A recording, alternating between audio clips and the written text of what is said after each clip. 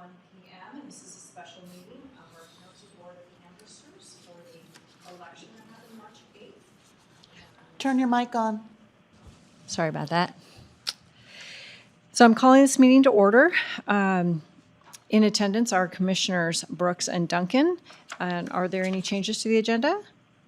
Okay, hearing none. Our one and only action item is the canvass of the March 8th, 2022 school election. So, Jim, would you like to start? Yes, I would. Thank you, Commissioner Duncan. And this is the first meeting on the board today that has not been canceled. ARPA canceled, Indigent canceled. So I'm sorry to bother you, but this is a statutory requirement. And before we get started, I do want to say this election, there were 1,526 eligible voters out of our roughly 103,500. This is an example, in my mind, of an election that costs people money. That is my opinion. So I'm stating that for the record. We have to do it by law, and we follow the law as you do. We all do. But this one was a little over the top. So with that, I'm going to turn it over to our elections manager, Asa Gray, to present the canvass to the board. Thank you, Clerk Brandon. Asa Gray for the record. Commissioners, what I emailed them over a little bit late this afternoon, but I hope that you were all able to get the abstract. Does anyone need a copy of it? Well, she made copies for us, Okay, perfect. so we got them. So as you can see, as Clerk Brandon referenced, only 1,526 eligible voters. That includes our 15 election day registrations that we had at the polls in 3 precincts.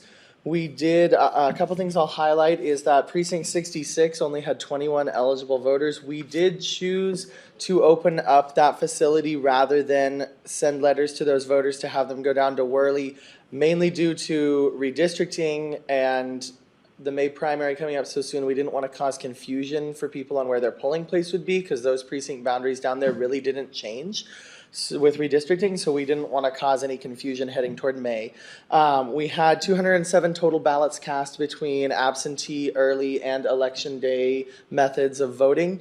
Again, most of those were in precinct 69, the Worley area, where Plummer-Worley School District was running a levy.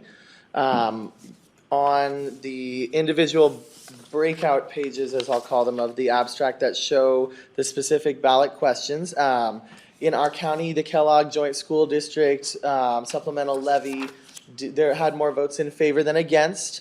And I believe in Shoshone County it did as well, so that one passed.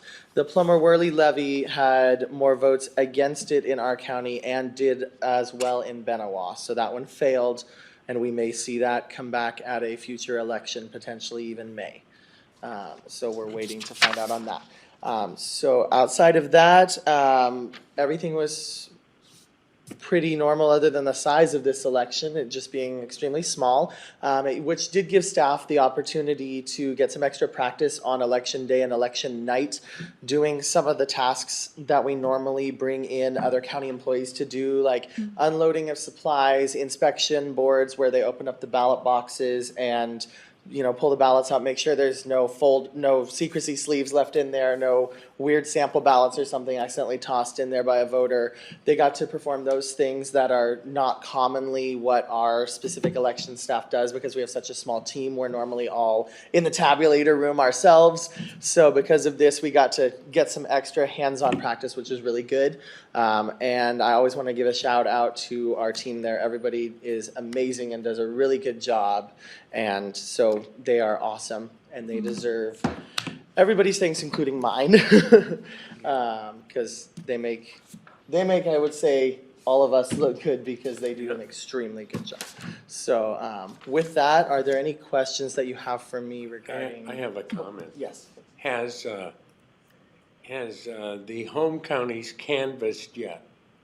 I have not received canvas documents from them, but they're not required to send them to us because we're not the home county. However, if they have not canvassed as of yet, we cannot say that these bonds passed or failed these questions. Thank you. Because a canvass is the making of the election official.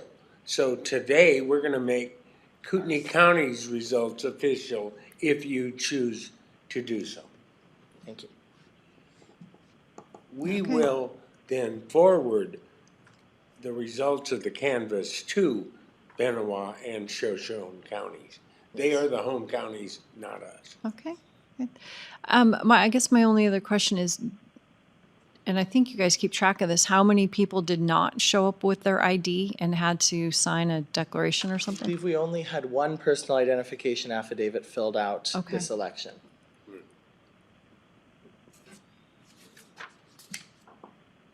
Okay. And I believe that was, if memory serves me right, that was in precinct 68, the Kellogg School District question. Okay. All right. I think that's all I had. Bill, any questions? Nope. All right. Then I guess I would entertain a motion to approve the canvas. Sure, I move that we approve the canvass of March 8th, 2022, school elections pursuant to Idaho Code 34-1205. And I'll second that. Bill Brooks. Aye. Chair Pro Tem Duncan. Aye. All right. So it has been canvassed. All right. Public comment? All right.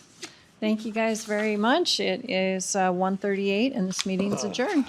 Yay, 7 minutes, nice job. good job.